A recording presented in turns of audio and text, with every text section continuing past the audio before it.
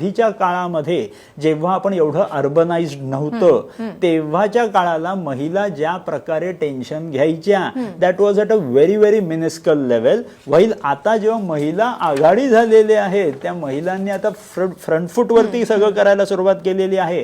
Obviously पुरुषांमध्ये जो stress पुरुषांना बेअर करायला लागायचा तोच आता महिलांना सुद्धा बेअर करायला लागतो. हे पहिलं कारण.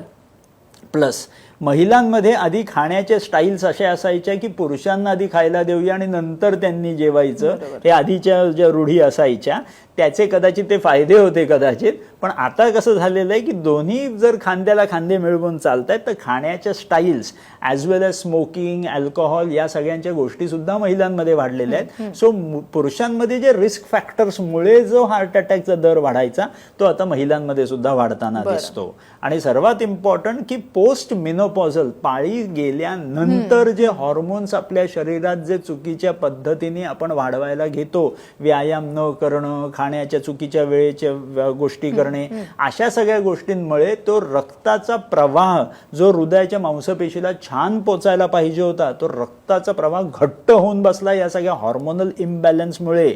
तरी पण हे प्रॉब्लेम्स होताना दिसून येतात.